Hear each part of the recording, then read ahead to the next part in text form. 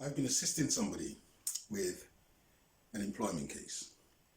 Now, you may or may not know that legal aid, public funding for civil cases like employment law, family law, personal injury, all these things have been removed.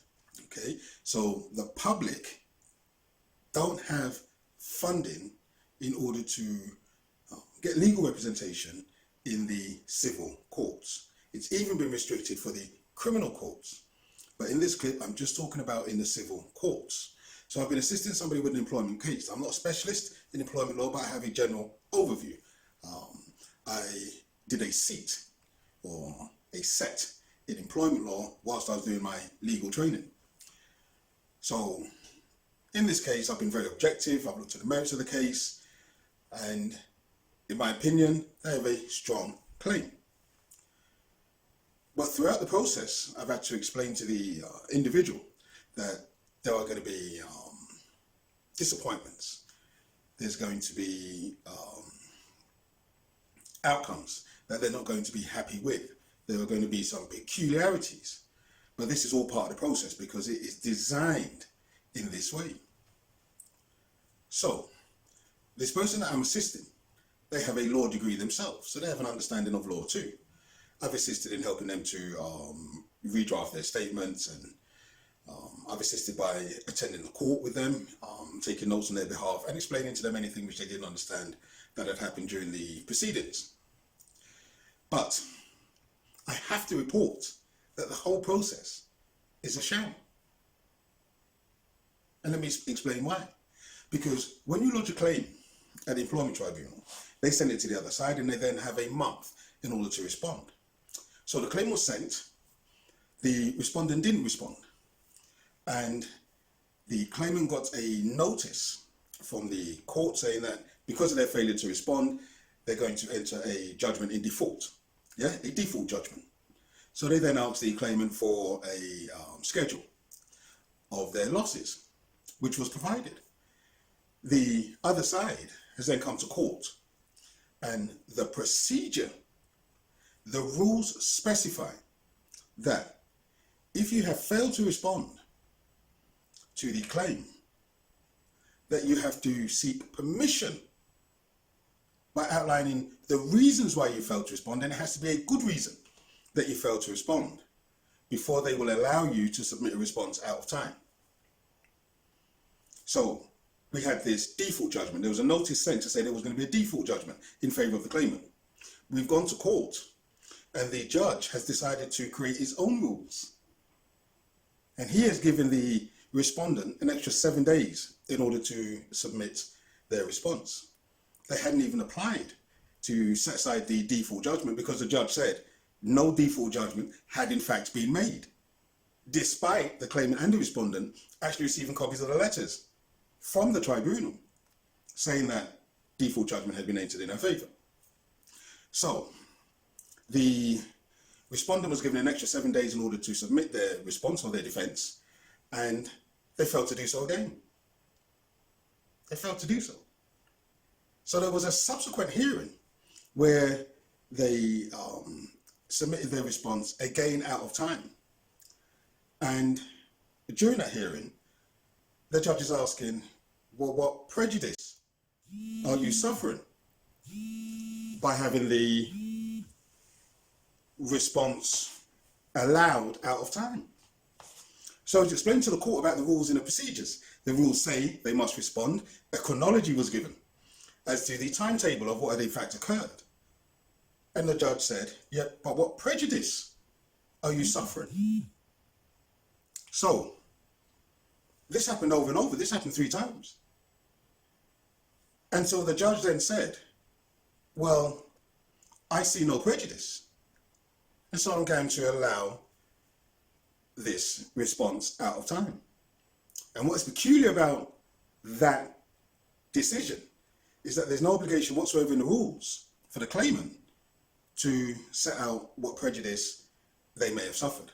The rules are quite clear in that it says the respondent who has failed to respond has to put down his arguments, setting out their reasons for failing to respond, and they have to then seek permission from the court to submit their response out of time.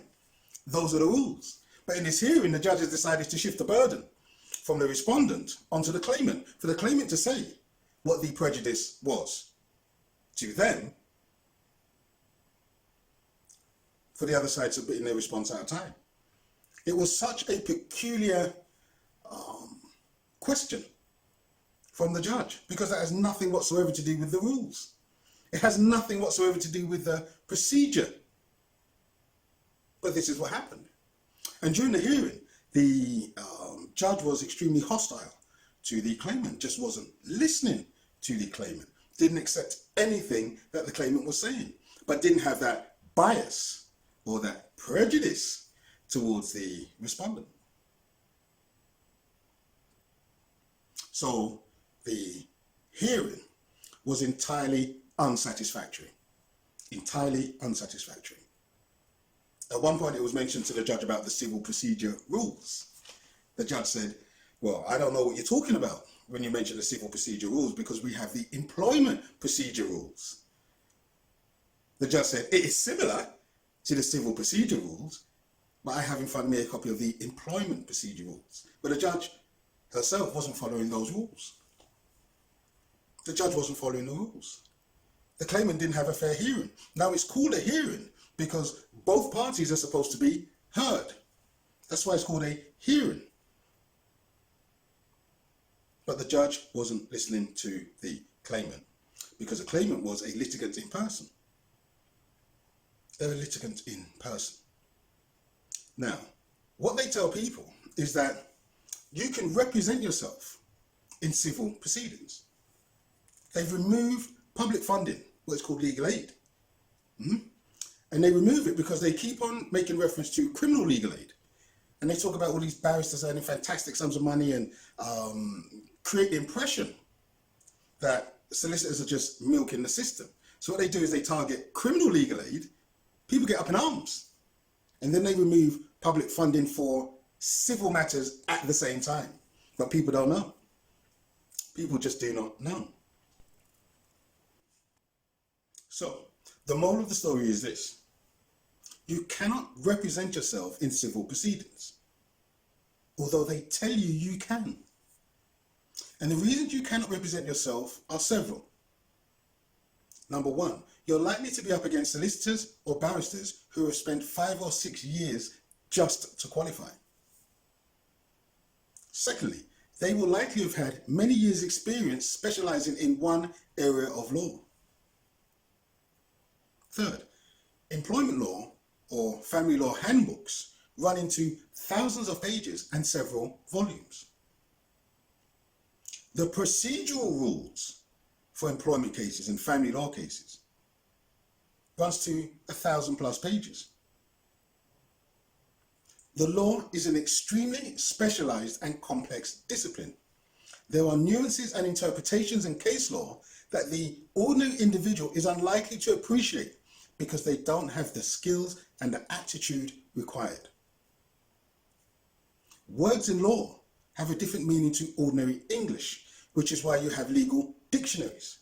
And unless you understand the legal definition or the legal interpretation of a word, you will not understand their language.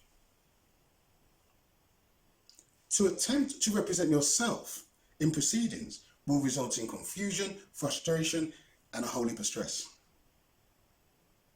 Now you have all of this before you appear before the judge. This is before you appear before the judge.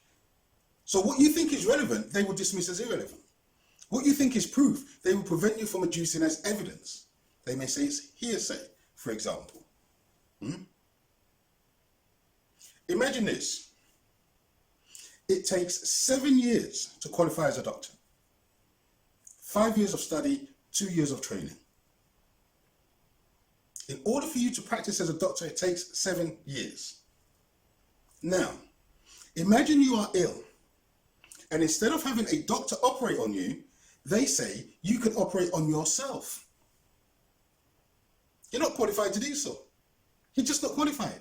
And yet, in legal proceedings, It takes 5 or 6 years for a barrister or solicitor to qualify to even begin to practice. And then they tell you that you are qualified to represent yourself. It's an illusion. It's an illusion. It cannot be done. Even solicitors in ordinary high street firms specialize in one area of law. They specialize in one area because the law itself is so complex. It is outside the bounds of many solicitors' capabilities to specialize in more than one area of law. That's how complex it is. Yet people are told that they can represent themselves in criminal proceedings. That's the same as telling someone they can operate on themselves if they have an illness or a disease. It's a nonsense. But they have convinced people that they have the right to represent themselves in civil proceedings. And people seem to think this is a good idea. It's a bad idea. So, that's the problem. The solution is this. Get yourself some home insurance with legal cover. Your car insurance policy will say it's got legal cover, but that is only for matters related to you and your vehicle. That's if you're involved in an accident and you're making a personal injury claim. That is the extent of most people's motor insurance legal cover. But you can get home insurance cover with legal cover, and that will cover you for things like employment law cases, or in some situations, family law cases. It may cover you in other civil proceedings. And so this is where you protect yourself. You pay that extra £10 per month, or the extra £50 for the year to get that legal cover. Because it will be worth it if ever you find yourself in a situation where you are dismissed from work and you have no union to represent you. Or you're dismissed from work and then the union doesn't want to take up your case.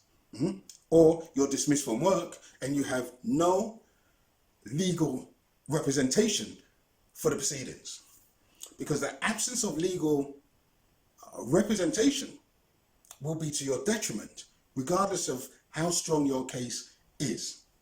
Because you are up against factors and forces that you're unable to trap. You're unable to beat. It's like trying to grab onto a phantom, a ghost, and hold it. It just cannot be done. So protect yourself. Get yourself some home insurance cover so that you have legal cover to help you if you find yourself in this predicament. Thank you for watching. Please like, share and subscribe. More videos coming soon.